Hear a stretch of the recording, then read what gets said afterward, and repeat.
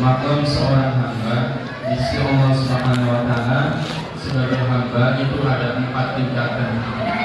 Tingkatan yang pertama adalah seorang muslim, tingkatan yang kedua adalah mukmin, tingkatan yang ketiga adalah muhsin, dan tingkatan yang keempat adalah mukhlis. Orang biasanya kita mendengar ada syariat, tarekat, hakikat, dan ma'rifat. Sebenarnya ilmu itu ada, tetapi sebenarnya itu satu kesatuan.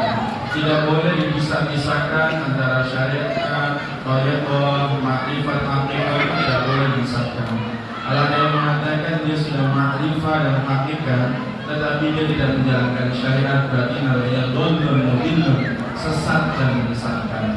Karena yang paling hakikat, tahu tentang hakikat dan ma'rifatnya Allah itu adalah Rasulullah Muhammad SAW. Bahkan Rasulullah SAW itu dalam keseharian setiap waktunya adalah selalu beribadah dan selalu melaksanakan syariat. Dan ini kata para ulama disebutkan tingkatan yang pertama adalah seorang muslim yang masih syariat. Dia hanya belum memahami secara mendalam. Tapi ada untungnya juga ketika dia sebagai seorang muslim, itu Allah juga berikan jaminan dia pasti masuk surga.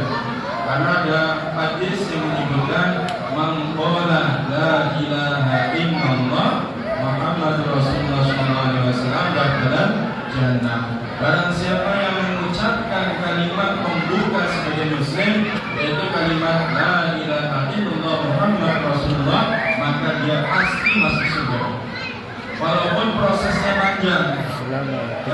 Dalam surah namanya Al-Hadid disebutkan begini: Yauma taral mu'minina wal mu'minat yas'a nuruhum baina aydihim wa bi'aymanihim busyrakumul yawma jannatin tajri min tahtiha al-anhar khalidina fiha dzalika wal fawzul 'adzim. Kelak di akhirat, di surga, orang-orang mukmin laki-laki dan mukmin perempuan itu yas'a nuruhum baina aydihim wa bi'aymanihim. Itu mereka bercahaya. Ya, karena ketika sebelum masuk surga di padang mahsyar aja, mereka sudah bercahaya karena apa? Salah satunya bekas tanda-tanda keimanannya itu adalah bekas sujudnya. Bekas anggota sujud itu ada 7. Pertama di SH, kedua telapak tangan, ya, kemudian 1, 2, sudah 3 ya. Terus berikutnya adalah 2 lutut, nanti sudah 5, dan berikutnya adalah 5 jari sujud, 5 jari kaki. Maka sujud itu sebenarnya bukan cuma jempolnya saja, ya, harus yang taman yang paling sempurna adalah 5-5-nya tangan. Ini kalau sujud. Dan itu kelak di padang mahsyar dia akan bercahaya bersinar gitu.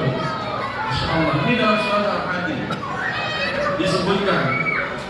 Dan itu yas'alun baina aydihim, menyeluruh kanan kiri, wa bi aymanihim, kanan kiri, muka belakang mereka. Masyaallah, luar biasa.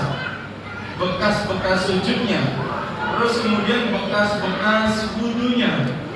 Itu yang disebutkan, walaupun nanti ada beberapa riwayat menyampaikan itu ya, sampai di neraka pun bekas wudu itu tidak tersentuh api neraka. Makanya pentingnya ishalul wudu dan tasbihul wudu, menyempurnakan wudu di situ. Wudu, sholat akan sempurna itu dimulai dari wudunya.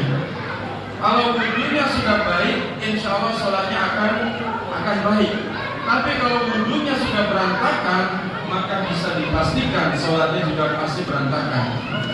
Wudu yang sempurna bagaimana? Semua itu anggota tubuh minimal ada rukunnya dan dimulai niat yang sempurna, membasuh muka yang sempurna. Mohon maaf, terkadang ada masih lihat seorang muslim itu wudu itu cuma begini saja basuh muka. Padahal tidak sah kalau muka itu belum menyeluruh dari mulai tumbuhnya rambut sampai di bawah janggut. Bukan sampai di sini aja, tapi sampai di bawah janggut, sampai di bawah telinga, dua-dua dan harus semua kena air. Dan ini beberapa kejadian, ada yang rajin ke masjid tapi masih Ya alhamdulillah kita udah bisa memperbaiki. Dan apalagi yang pakai dengan baju panjang nih, kalau wudhu cuma sampai di sini saja, aduh, sudah jelas tidak sah wudhunya dan pasti sudah jelas sudah tidak sah sholatnya. Padahal imbas dari sholat itu kemana-mana. Masya Allah ya. Dan itu nanti di padang mahsyar dia akan bercahaya.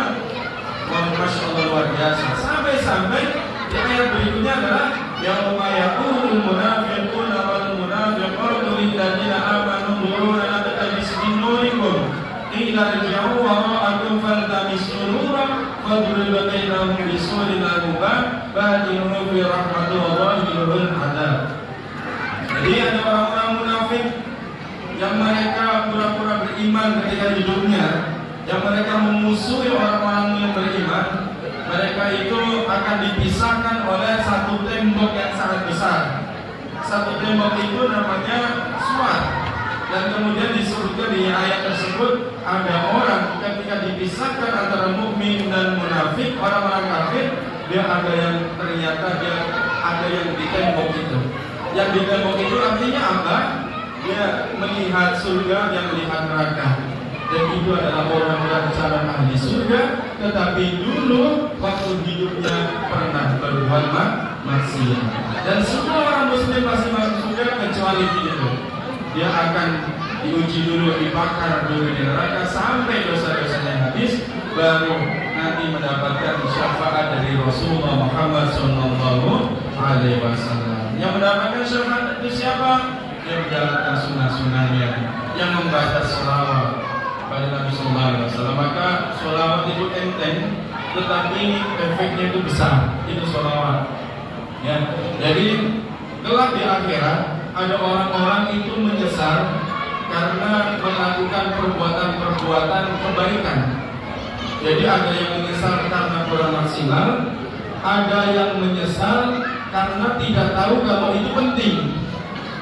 Ada hal-hal yang dia pikir waktu di dunia dianggap penting, dia kejar mati-matian, dia habiskan waktunya untuk itu, tetapi saat di akhirat ternyata itu tidak penting. Dan ada hal-hal kecil yang dia anggap tidak penting, padahal nanti di akhirat dia sangat penting. Misalkan ucapan aja, afdhalul dzikri la ilaha illallah. Dzikir yang paling utama adalah kalimat la ilaha illallah. Coba kita sehari semalam ucapkan la ilaha illallah berapa kali? Kadang-kadang tidak terlalu dianggap penting, padahal justru itu yang penting. Ada kata ditimbang antara kalimat la ilaha illallah dengan dunia seisinya, yakni kalimat la ilaha illallah itu akan lebih berat. Alhamdulillah. Ini kalimat la ilaha illallah hal-hal kecil Pokoknya yang harus mulai saja, kita perhatikan. Ada kalimat lagi hadis Nabi Sallallahu Alaihi Wasallam. Ya, kalimat tani khafifatani ala lisan, saqilatani fil mizan, habibatani ila rahman. Subhanallah wa bihamdihi, subhanallahil azim. Dua kalimat yang ringan diucapkan, sangat dicintai ila rahman oleh Allah, dan dia timbangannya sangat berat di mizan. Itu adalah kalimat subhanallah wa bihamdihi, subhanallahil azim. Maka kalau ada waktu luang, ucapkan itu la ilaha illallah, subhanallah wa bihamdihi, subhanallahil azim. Atau kalimat-kalimat yang lain, zikir-zikir yang lain, ternyata itu sangat penting. Itu sangat penting sekali. Nah, tadi untuk apa? Untuk menyelamatkan kita sebagai penyeimbang dari maksiat dan dosa-dosa kita, supaya insya Allah mudah-mudahan Allah hapuskan kesalahan-kesalahan kita. Itu makam pertama namanya muslim. Yang kedua namanya mukmin. Mukmin itu ibadah sudah dengan keyakinan, dengan hati. Kita sholat itu menghadirkan Allah. Kita dalam berinteraksi apapun itu adalah tolak ukurnya adalah keimanan. Beriman pada Allah, segala sesuatunya itu adalah takdir dari Allah. Bahwa kita percaya untuk mengenal Allah, pertama iman pada Allah harus memahami asma-asmanya, sifat-sifatnya, nama-namanya yang ada jumlahnya 99 nama. Dalam hadis riwayat Imam Baihaqi disebutkan, inna lillahi tis'atan wa tis'ina isman man ahsaha dakhala jannah. Sesungguhnya Allah mempunyai 99 nama yang itu disebut Asmaul Husna, barang siapa yang menjaga itu menghafal, bisa mengamalkannya, dapat jannah, Allah jamin surga. Nah, hadirkan Allah dalam setiap aktivitas, dalam hati itu ada Allah Subhanahu wa Ta'ala. Yang ketiga namanya maqam sebagai muhsin, ihsan. Ihsan itu anta'budallah ka'annaka tarahu fa illam yakun tarahu. Ya, menyembah Allah seolah-olah kita melihat Allah walaupun kita tidak melihat Allah. Fa innahu yaraka, karena Allah pasti melihat kita. Jadi menghadirkan Allah. Nah, kita sudah level mana yang bisa menimbang diri kita? Muslim, mukmin level lebih tinggi, muhsin lebih tinggi lagi. Yang keempat namanya mukhlis, ikhlas. Semuanya orientasi dengan Allah Subhanahu wa Ta'ala. Inna sholati, sesungguhnya aku bisa sholat, wa nusuki, aku bisa ibadah, wa mahyaya, aku bisa hidup, wa mamati, dan aku bisa mati lillahi ta'ala, karena Allah Subhanahu wa Ta'ala. Itu levelnya namanya mukhlis. Wa ma umiru illa liya'budullaha mukhlishina lahuddin. Nah, ini namanya hakikat dan makrifat. Nah, ini makanya Masya Allah jamaah sekalian yang dimuliakan Allah Subhanahu wa Ta'ala. Mumpung sisa Ramadan ini berapa hari, ya, mari kita manfaatkan dengan sebaik-baiknya dengan membiasakan, karena ini adalah syahrul tarbiyah, membiasakan kalimat-kalimat thayyibah dari subhanallah bihamdi, subhanallah bil azim. Itu jelas hadisnya sahih. Atau la ilaha illallah Muhammadur Rasulullah, atau membiasakan sholawat. Sholawat itu yang paling ringan, ya, sallallahu ala Muhammad sallallahu alaihi wasallam. Walaupun dengan aktivitas apapun gak apa-apa, dibiasakan, karena dia ada nurnya. Yas'aduruhum, dia akan meliputi kita di dunia dan akan meliputi kita di akhirat. Cahaya-cahaya itu yang kemudian mudah-mudahan akan menyelamatkan kita dari siksa api neraka, insyaallah. Alhamdulillah. Demikian sebagai pengisi pengganti karena Ustaznya tidak hadir. Semoga bermanfaat, dan mari kita sama-sama 7 hari, ya, ini berapa? 6 hari ke depan ini, mari sama-sama insyaallah manfaatkan dengan baik, dan semoga sebagaimana sabda Nabi sallallahu alaihi wasallam, kita mendapatkan malam Lailatul Qadar, ya, kita juga diampuni semua salah-salah dan dosa kita.